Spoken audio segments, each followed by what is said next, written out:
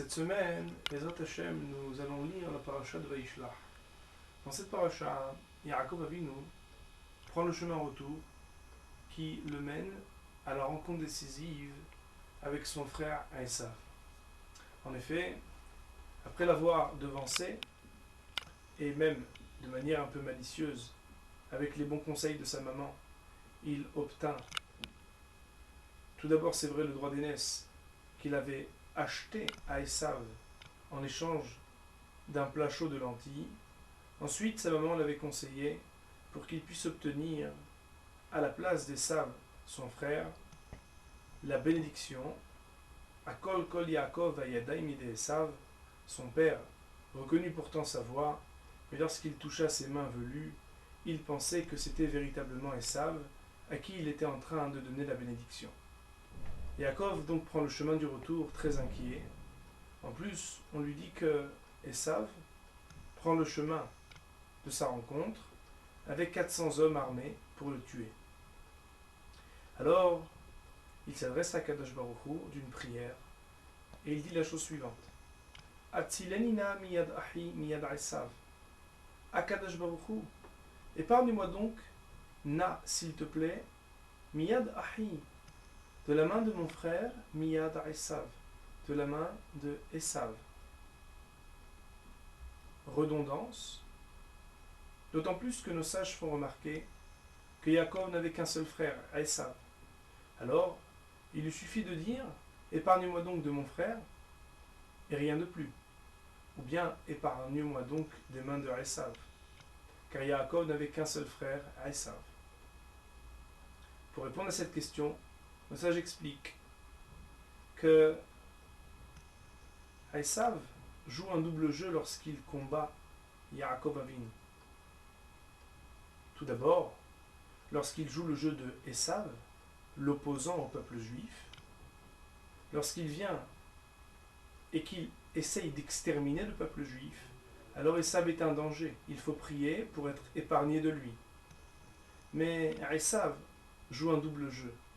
Esav, c'est aussi celui qui, des fois, essaye de s'attacher à nous, essaye de nous faire nous intégrer dans la société, être un bon citoyen, faire le pont entre les juifs et les non-juifs. Esav, il est dangereux en deux points. S'il est mon frère, ou bien s'il est Esav. S'il est cet opposant qui veut m'oppresser, qui veut me faire du mal, bien sûr je dois prier Dieu pour que Dieu m'en épargne. Mais ici, Yaakov Avinu, notre ancêtre, nous enseigne que le danger avec Esav existe aussi lorsqu'Esav va vouloir se rapprocher.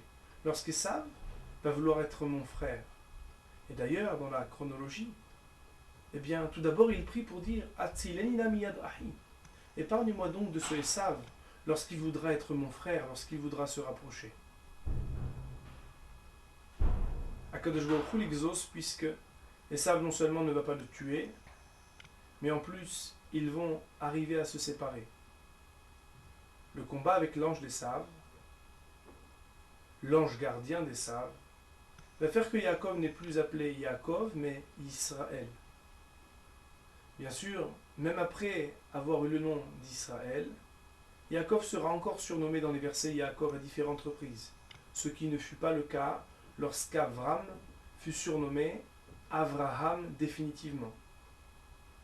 Peut-être ici pour nous enseigner que jusqu'à la fin des temps, le combat entre Yaakov et Esav continue.